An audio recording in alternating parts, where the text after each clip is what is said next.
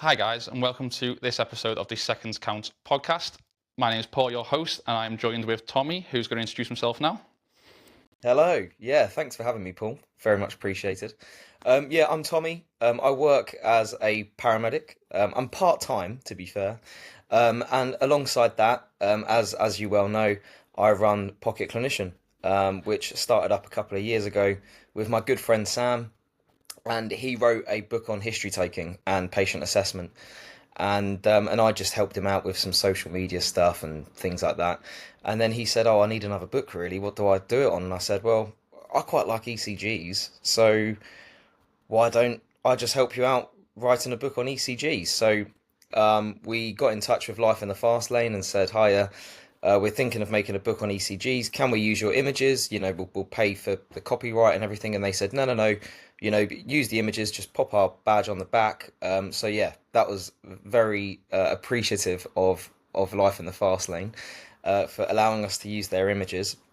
And yeah, once those two got up and running, that's when Pocket Clinician sort of became a lot bigger. We got more followers. Paramedic societies started getting in touch with us saying, "Look, can you give donations to this fundraiser, or can you do this, do that?" And yeah, we just followed along with how it played out. And then I started writing some other products. I got the ECG video course, and then I wrote an OSCE guide and things like that. And then we started doing ECG webinars, and that I think that's when it really started taking off. Just at that point, Sam got a job in the private world, which made him really busy. I think he was some sort of manager for a private ambulance company, and he just couldn't commit the time to Pocket Clinician. So I said, "Okay, don't worry, I'll take it over," and that's what we've done. So yeah, it's just me on my Todd running the ECG webinars every month. Done a done a history taking webinar, and then I travel all over the country to paramedic societies providing content like live 2 hour sort of lectures, I suppose you could call it, on ECGs, history taking. And I try and keep up with my daily Instagram posts, which is mostly something different every day, which is a bit of a graft. I'm not going to lie, but I think I get a lot of feedback to say it helps. So yeah, that's me. I mean, my ambulance service journey started in 2013, started in control, and then as a call taker, worked my way up, and then got bored, so then went out on the road, and here I am. So yeah, that's Good me. stuff. So, I'm a student paramedic myself. I've got about 5 months left till Oh, nice. qualify. So Yeah. I've used you for a while now. So having you on this is like meet your guest, meet your stars, pretty much. Oh no, don't honestly. Yeah. So you've explained then how you got into it, but you work with a lot of student paramedics. You say you've been doing lectures and stuff. What do you think's the biggest challenge for student paramedics now? I think there are a few challenges. I think every day I think there's a new challenge I could think of that student paramedics are dealing with as barriers. At the moment, there's a lot of new staff coming through. They qualify, and then 6 months later, they're now a mentor. So what you've got is these paramedics that are 6-month qualified, and they're mentoring student paramedics, but they're trying to find their feet themselves. So you have a lot of students that don't really feel like they're able to attend the job fully, or just be thrown in the deep end because their mentor is fairly newly qualified themselves, and they're not fully confident to just allow that student to throw themselves in the deep end. And if I have a student, I've got a bit more experience, a few years now, which I'm lucky, but I'm happy even on a high acuity patient. If there's a student that wants to get stuck in the deep end, like yourself, you've got 5 months left. You really need to be honing down on those skills, working out that quick decision making, getting a decent history in the first few seconds if the patient's really unwell. There's no point in me jumping over you just because the patient is unwell when you might take 10 seconds longer. What's that going to do for the patient? Do you know what I mean? It's not going to cause anything bad to happen. And I think that's a challenge. at the moment. That's just one thing I can think of. At the moment is you've got newly qualified paramedics mentoring students, which isn't always ideal. I don't know whether you've come across that at all. Oh no, yeah, of course, I've seen it myself. Like, I'm quite Yeah. lucky. My mentor's quite experienced now, but I've got friends who have had mentors who have been, like you say, 6 months post qualification, and they're still finding the feet. So yeah, that is a really big one that I've seen quite a bit. Going back to Pocket Clinician anyway, what kind of so you say you get questions sent in by fans. How do you choose what to post every day? I think of something like it's very random. There's no tool to it. There's no thing. I just think, okay, what jobs have I been to recently that are interesting? If I've, you know, I I quite like the heart. It's just something that I'm interested in. If I go to elderly people that have had syncope episodes, I find that so interesting. I don't know why. It's just one of the things that gets me going in life. But yeah, I quite like talking about syncope or cardiac arrhythmias, anything to do with the heart. And then if I've done a job recently, a fall from height or something, I might do something on trauma. A few days later, it all just comes to my head. If I'm really stuck, what I'll do is go on JR Calc and I'll just scroll through all of the guidelines and I'll close my eyes and I'll just tap, and whatever it lands on, I'll just write an Instagram post on it. I mean, you could scroll for on JR Calc for a long, long time, and Yeah, you'd find something. So it's the biggest yeah. document ever. Which Well, is yeah, that's why one. there are some really precarious posts on there. Some are really niche, but that I People think like that, niche. yeah, People do yeah, like niche. Like, I struggle with ECGs, so your ECG posts, I'm there constantly. yeah, With yeah, trauma, and I'm quite happy with trauma. yeah. So yeah, it's good. So you're a paramedic yourself. What kind of jobs do you see? I don't know what trust you're actually a part of, but what kind of jobs do you see on the So regular? I work for a trust in a big city in the UK. I don't know Yeah. how they'd feel about me advertising that. I No, of sort of don't course. advertise it on my social media, but it's a very it's a city. What is the word for that? I don't know. Anyway, Large um, population. yeah, that's it. And it's very varied in my trust. One day, you could go to a little village in town, and you just get stuck there, and it's a very elderly village, and you're going to fairly elderly frailty problems, people falling, reduced mobility, UTIs. And then the next day, you get pulled more into the center of the city, and you go into people falling down escalators, people fainting in their office block, stabbings, shootings, you name it, it's all there. Obviously, stabbings and shootings are a bit rarer, but in the area that I work in, unfortunately, it's a bit more rife. So yeah, it's it's very varied, which is nice. I used to work for another trust more in the south of the UK, and it was very samey. It was lots of frailty, the odd road traffic collision, but nowadays even road traffic collisions are fairly minor. You can go to a car that's crumpled up and the patient's out walking around with minor injuries just because the way they design cars these days. And you rock up and you go, bloody hell, this is going to be crazy. And then the patient is like, where's the patient? Oh, they're over there having a cigarette on the side of the road. Oh, okay, well, they're not that But bad. fire will still insist on cutting the roof off Yeah, this is it. Yeah. just because he got something Yeah. to do. This is Oh it, yeah. can you cut the roof off? Yeah. Um, They'll be out, but they'll yeah, still cut it off anyway. This is yeah, training this for is them. it. So But yeah, it's very looking fair. yeah, looking over your Instagram posts, they're quite I don't know how to say it's like simple, but simple's good. Is that something you strive for with your like teaching? Do you try and keep Yeah, it simple?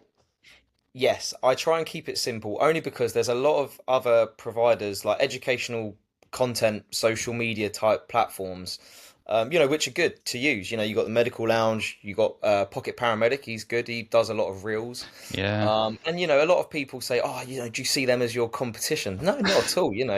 They're my friends. Well, I don't know them personally, but we all offer something slightly different. And I think it's good for everyone to take little bits from everything, right? I'm not going to say I'm the best because I'm probably not. There's no measurement of who's good and who's not, right? But yeah, simple is what I strive for. Only because what is the point in putting up the crib cycle on an Instagram post? I just don't see the point in that. I like to say like five red flags in syncope. You know, I don't know any sort of thing. Five killer ECG rhythms. Because I just don't see the point in putting something really complicated on there. One, it's probably not going to get that much engagement on social media, and unfortunately, social media is a world in itself when it comes to hitting the algorithm, which I don't know much about. When I get really good engagement on posts, I just get lucky. I don't pay for much advertising on social media. I'm quite lucky that a lot of it is just word of mouth, through students, and um, yeah, I try and keep it simple, like this one. Bradycardia isn't always just bradycardia, something simple like that, and I think you do there is a you do need to get people hooked in a little bit as well, and you have to do that to get engagement. So yeah, some of it is bradycardia isn't always just bradycardia. It doesn't sound particularly clinical. It does sound like a bit of an out there hooky post, but there are some little nuggets of information in there. So, I think it's that as well. It's getting like you hit the nail on the head. There it is writing something that people go, oh okay, and then that'll be it. Then they're hooked. You have to yeah. ignore my lights. Obviously, they don't want to play ball today. No, no, no, that's all right, mate. That's all right. But as you said then as well, like there's no competition. Like I don't know if you've seen Paralog, the new one that's been released quite recently by Yeah, Amy, the young girl. We've had her on the blog. She's lovely. I've met her in person. Like you say, there's no competition. It's all sharing. It's all CPD. At the end of the day, we all get something out of it. So yeah, this is perfect. it. And Yeah. I sort of like brand my all of my posts in that dark blue sort of background, and other people have different colors that might work for people. I word all my posts in a particular way. Most of the information is in the pictures themselves, where some Instagram platforms have all of the clinical information in the description below it with just like a picture of, like, I don't know, a baby or something, and be like, oh, the pediatric cardiac arrest algorithm, and then it's all below in the information. And it really depends on the person's learning style. If you prefer just reading information, then maybe someone that puts all of that information in a big paragraph is better for that person. I'm a visual learner, yeah, which is why even my ECG webinar, I explain things so simply because that's the way I learnt it. And I spent countless hours on YouTube and Life in the Fast Lane trying to paraphrase things just to get it in my head about understanding even something simple like atrial fibrillation. I was just thinking, what? How does that occur? And you go in Life in the Fast Lane, and they go, oh, it's due to focal activity in the atria, and you're thinking, right, hang on, I've got to work out what focal means, and then you go, right, okay, and then so I just spent a long time working it out simply, and I thought, you know what, most of us are sort of visual learners, and we need to be taught stuff simply. Otherwise, we would have probably had GCSEs and A levels that would have got us onto a medicine degree or something, which isn't an insult to anyone, but No, of I, course, yeah. I would feel the same. So, No, you're, we you're do correct, yeah. we do need to learn stuff simply. So yeah, Yeah. Like keep it simple. Like when yeah, you are in a situation where seconds do count, you can't be beating about the bush. You can't be there thinking you need to act quick, and especially in our job anyway. this is So it. yeah, And our job, and this is what I'll tell students that I work with. Our job is very simple. I know that there's a grey area to everything, but if you're ever stuck on something, or something feels too complicated to try and manage it, just go straight back to the primary survey. Can I fix their airway? Is there anything wrong with their breathing? Is their circulate are they circulating their blood volume at a good rate? And also, what's their blood pressure? And what's their level of consciousness? And as long as none of those things are killing them, we either go, okay, maybe you need a blood test at the hospital, or actually I think I can phone your GP for this. And I think we overcomplicate things a lot with trying to work out what it is, or things, but really our job is sometimes to diagnose things, 100%, but a lot of the time it's going, actually, I don't know what this is, but I know that you don't need to go to A&E today, but what I'm going to do is contact your GP. He can either provide some advice to us and go, actually, you do need to go to A&E, or he might say, actually, yeah, I'll come and see them tomorrow, or come and see me tomorrow or tonight.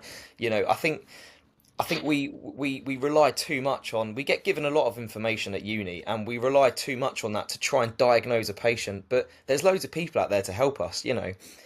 And because of the pocket books that I've done and the webinars, a lot of people think that they come and work with me and think, yeah, he's going to be a really good paramedic to work with. But actually, I do think that I'm just an average paramedic. I'm not better than any others. I utilize all of the care pathways that we've got. If I don't believe someone needs to go to A&E, but a lot of the time I don't know. I'll ring up a doctor and say, "Hi, doctor. These are their symptoms. This is my assessment that I've done." I can't really work out exactly what's going on with them. I don't think they need to go to A&E, but I'm hoping that you'd be able to provide a little bit more advice or something. You can bring something to the table, and a lot of GPs will be happy with that. Yeah. Like you touched on it there a bit as well, like that diagnosis. So as a student, I'm a bit better now, but when I first started, I found you do all your obs, you do it, and you'd be sat there, and then you won't want to say what you think it is because you don't want to be embarrassed in front of your mentor. Do you know what I Yeah, mean? So how would you get over that as a student? So you've been told you're leading this job. This is your job. You've done all your obs. You think it's, I don't know, a chest infection, but you don't want to say that because I know a lot of students will sit there and then look at the paramedic mentor and be like, okay, over yeah. to you. You make the final decision. How would you approach that to fix that, or how would you do that with students? Yeah, I've definitely been with students that almost freeze. They've done a really good assessment, a really good history. We've got all of the observations. And I know they know what's going on. And then they freeze. And then they're like, right, what do we do now with the management plan? And I tell them this. I say, right, when this happens, and because also another thing, you don't want to turn around on a job and say, right, I think this person can be discharged on scene. If your mentor then says, no, no, you need to go to hospital, because then there's like a disparity of information in front of the patient, and it becomes a bit awkward. But what you can do is this. So you can say, right, you can go to your mentor and just say to the patient, look, I'm just going to discuss my assessment and everything with my colleague, and we're going to try and create a management plan that works for you. Sorry, can you hear me over those sirens? Oh, So cool. you Yeah, yeah, planned that. yeah. Just my friends. No, I'm joking. I don't have any friends. But yeah. So you say that to the patient. I'm going to chat to my colleague about what we've done today to try and make a management plan that works for you. You then turn to your mentor and say this. Right. So I've listened to his lungs. He's got some basal crackles, but his SATs are well. There's no fever. He doesn't appear short of breath. I think it's a chest infection. I think that we could probably call his GP and get some antibiotics for him. What do you think about that? And what that does is you're not sort of coming out with these bold statements to say, right, this is definitely a chest infection, mate. We can go and speak to your GP. You're turning to your mentor and explaining your assessment. So you're providing the evidence behind what your diagnosis is, and then you're saying, I think it's a chest infection, but his SATs are okay. And then you start ruling out the red flags of taking him to A&E. So he doesn't appear short of breath. He's saturating well. There's no fever or signs of systemic infection that might quickly lead to sepsis. I think we could talk to his GP. What do you think? And by saying, what do you think, that then that then stops that barrier of going, oh, I disagree with you, because you've asked them whether they agree or disagree. So that's okay. And I don't know. That's the way that I would do it. And that's the way that I say to students, yeah, that's the way that I like to communicate jobs with students, because then it gives them the confidence to say what they think and what their management plan is. They might ask a few more questions about, the assessment, but that's okay, because we're in a learning environment, right? And you've got, most students have like big student paramedic on their back, student paramedic, university of this. The patient knows you're a student, right? They're not silly. And most patients, in fact, I've never seen, from the top of my head, a patient go, oh God, I don't want a student assessing me or anything like that. And they understand that with healthcare, people come and go, and new people need to come through the ropes and learn. So That's the way I'd do it anyway. I don't know whether that sounds particularly helpful, No, no, but it's pretty similar to how I approached it when I hit that sort of mental block. It was just confidence, having the confidence to say, this is what I think, this is what you think. Because at the end of the day, you've learned, you've been trained. If you know your stuff, then say what you think. exactly. Yeah, And you're going to be right most of the time. Like especially when, when you go into second year, you've done a couple of placements. Definitely by the time you're a third year, you can recognize a critically unwell patient to a very low acuity patient. And even if there's a little red flag that needs to be taken to hospital that you haven't picked up on, that's okay. You're not going to fail your placement just because you said to your mentor, "Oh yeah, I think we can speak to their GP. What do you think?" And then your mentor says, "Actually, I think they need to go in." That's not going to fail your placement. That you just say, "Okay, yeah, sweet. Let's yeah." So John, we think you should go to A&E because of this and this and this, and then afterwards just talk about it to your mentor. Just say, "Oh yeah, that's interesting that you said about that red flag. Do you mind if we talk through that again because I must have missed that?" And that way, you're creating a learning environment. You're not being challenging. You're not being, annoyed at the fact that your mentor's overridden your decision, which does happen sometimes. And I get that. We do work in quite an egotistical environment, and it's difficult. It's very difficult. There's big personalities on the road, and you feel that you have to match it sometimes, and it's true. It's a psychological game just with your crewmate sometimes, or your mentor, and I get that, and it's tough. but I think it's also being able to understand that you can be wrong as a student, even as a paramedic. You can be wrong, and Yeah. someone can say, "Well, no, you've missed Yeah. this, and this," and it's accepting the criticism in a positive way. Because I know a lot of friends and student friends who take the negative positive like badly, where it's you're a student, you're Yeah. allowed to make. You're not going to know everything. Even when you qualify 6 months later, you're not gonna know everything. This is it, Paul. Like every day is a learning day, even when you qualify, and you know, you pick up stuff, and I was working with a tech the other day, and he reminded me about the side effect of salbutamol making patients really tachycardic. We went to a patient, he had a heart rate of like 150, having quite a nasty asthma attack, and I said, "Yeah, bung another two ampules of salbutamol in that nebulizer," and he's pointed to the heart rate and was like, his heart rate is very high now, and I was like, okay, and then we tried to sort of work out a way of still trying to give him something through the nebulizer, maybe half a dose of salbutamol or something just to keep him going, but um, and even little things like that, you're not going to be the picture perfect paramedic every day, especially with shifts that we do. Like you get made to wake up at 4:30, 5 o'clock in the morning to do a 12-hour shift. And then at night time, if you do a night shift, I'm in between nights at the moment, and I get up at like 1 o'clock, have some food, have a coffee. That's not normal. Then to do a 12-hour shift tonight, it's not normal, and you're going to be tired. You're going to make mistakes, and whether you're a student, whether you're qualified, whether you are the medical director of an ambulance service, you're going to go on the road and make a mistake once in a while, and that's fine. You know. Definitely. With regards to having students with you, say, how do you approach really traumatic or really challenging jobs? If you have a student with you, how do you let them take the lead, or how do you approach it? It depends on the student of firstly, so like and their level of competence, I suppose. So if it's a student that I've never worked before, but they're a third year, I'll 100% give them the benefit of the doubt. I'm not gonna prejudge them and be like, they need to prove to me. I'm not that kind of guy. I think you can gauge the confidence of a student just by chatting to them during the shift, right?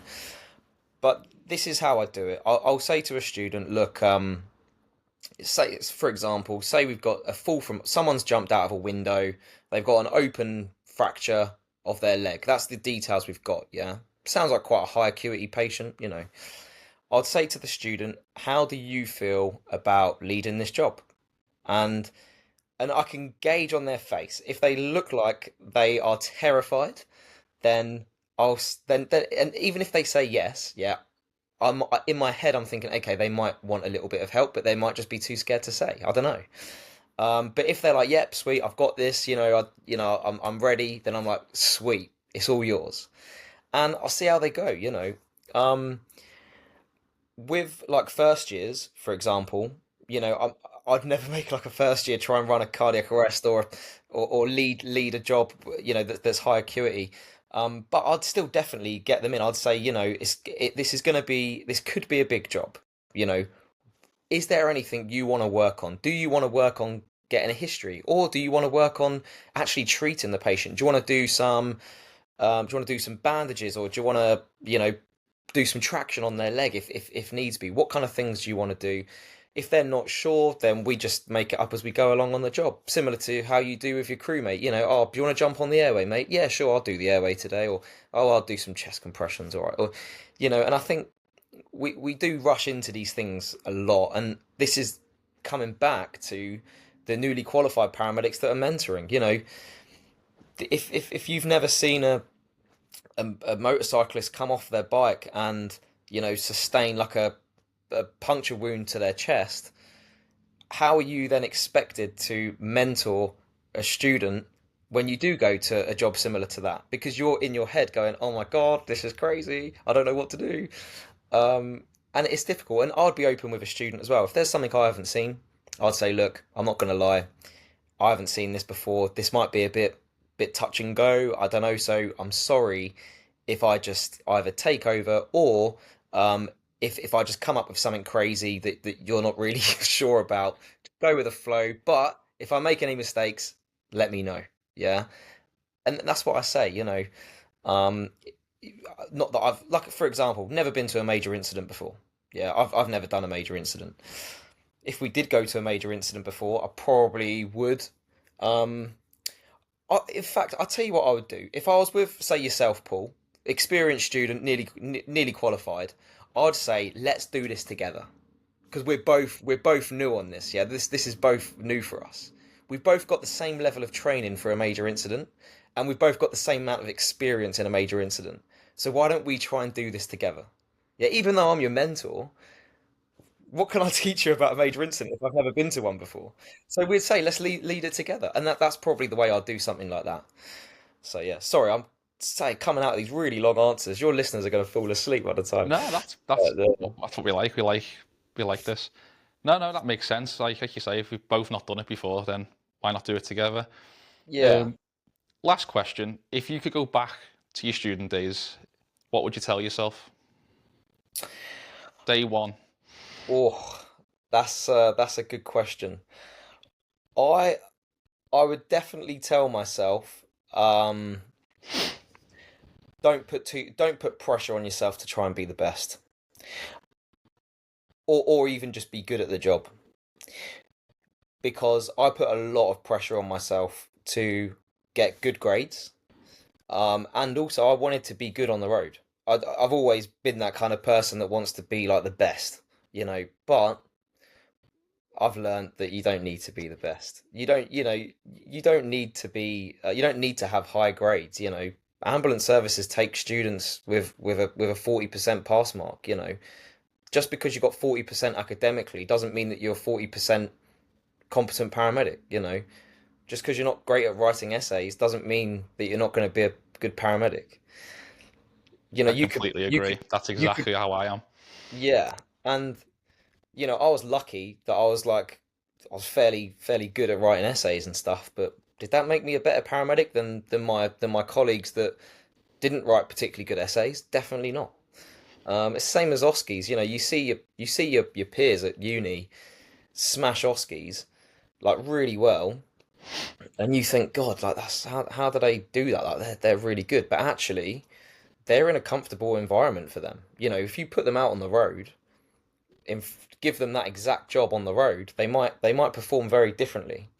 And flipping that, if you're someone that doesn't perform particularly well in OSCEs, it's because it's a very weird situation to be in. If you're someone that needs a bit of realism, you might actually perform much better in the real situation on the road.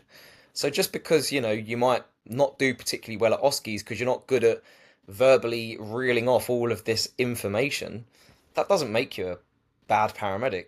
That just means that okay, it's just a different style of learning and performing.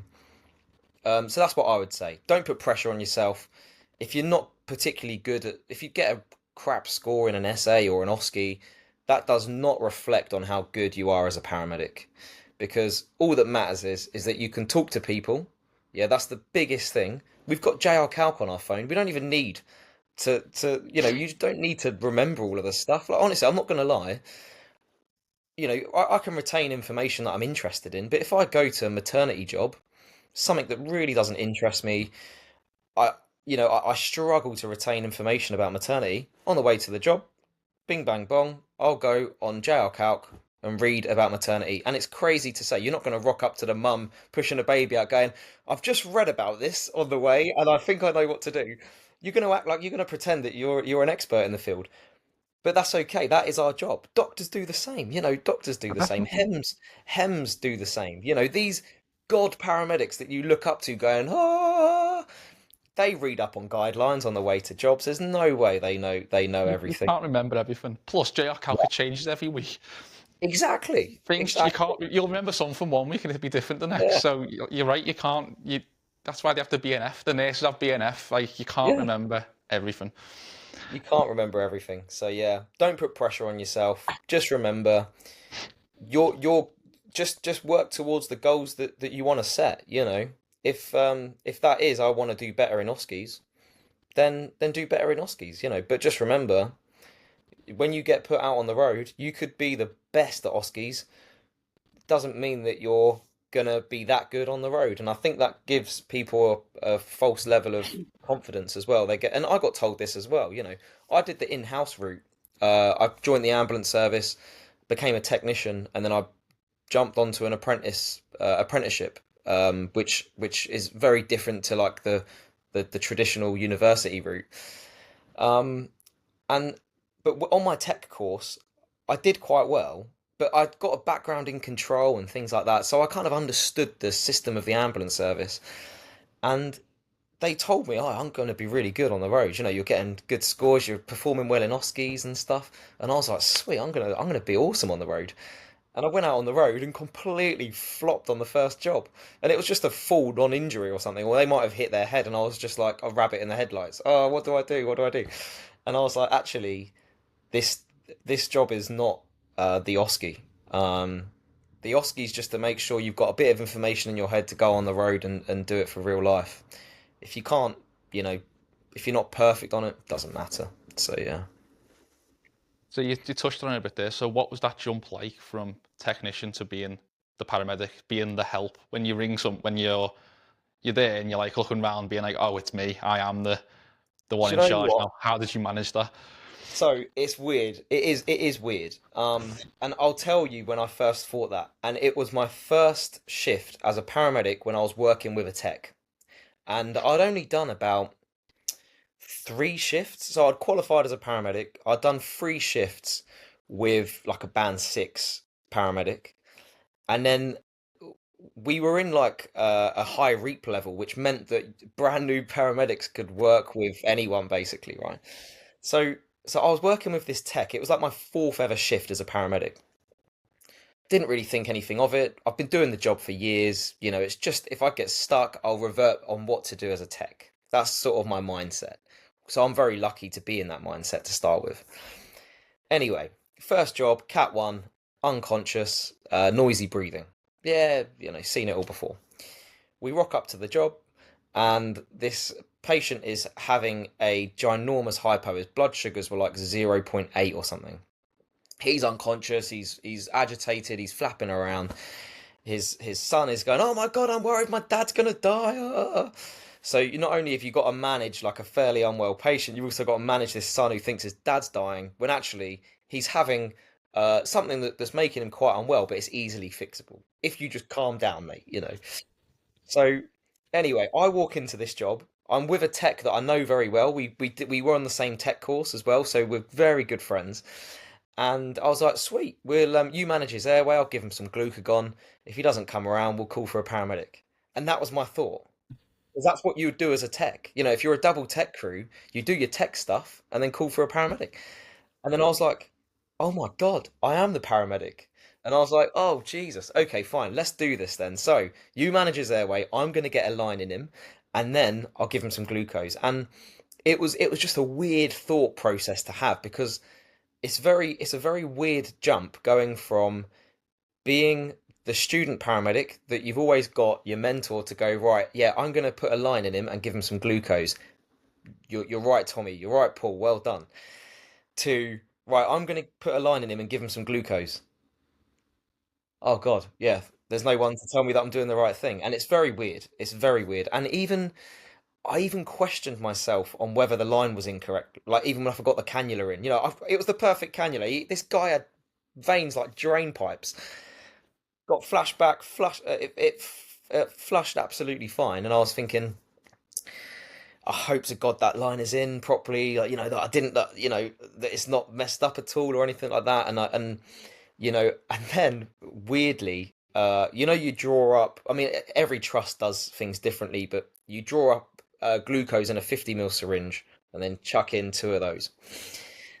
For me, I put a green cannula, it's an 18 gauge cannula in this guy, and I thought pushing a 50 ml syringe is going to be very difficult because you have to put in a lot of welly.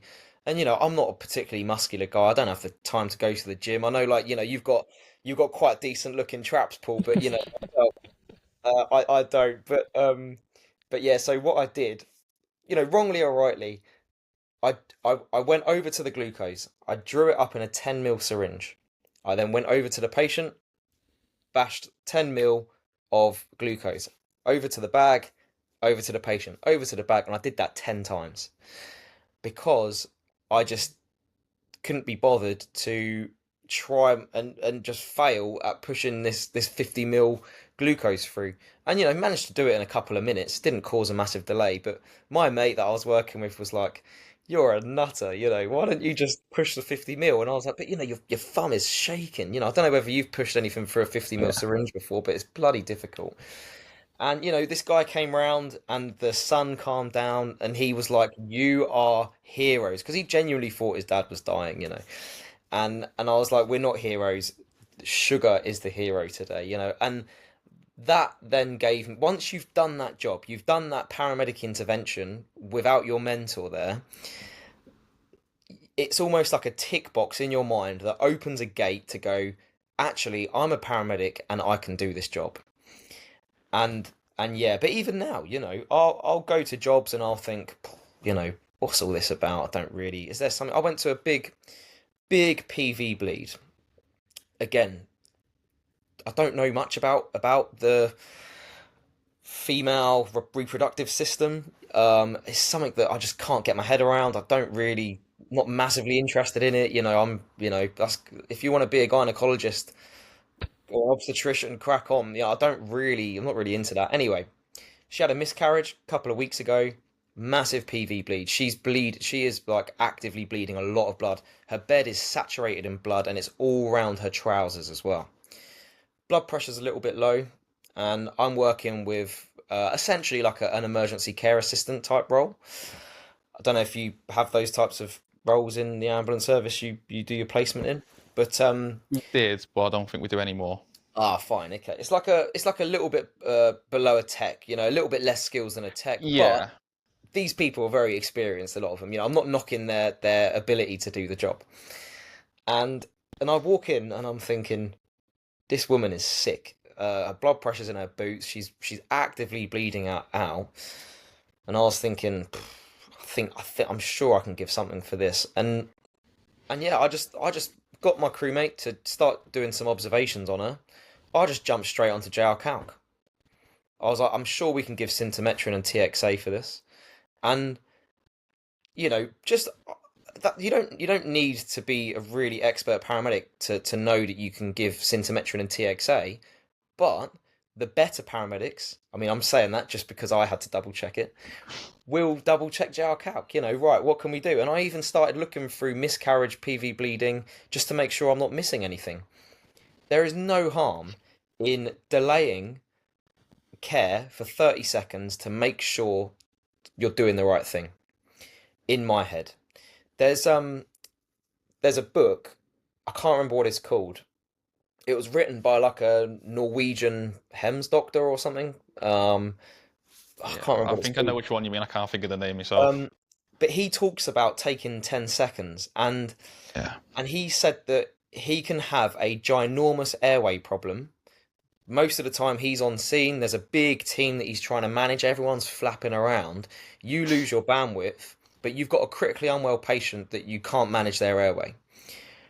He said that rather than jumping in with no bandwidth, trying to suction an airway or do stuff, walk away. Yeah. Take 5 steps back, close your eyes, take a few deep breaths, take 10 seconds, count slowly 10 seconds. Get a stopwatch on your watch, or, well, you don't have to be bare below the elbow, don't you? Shouldn't have said that.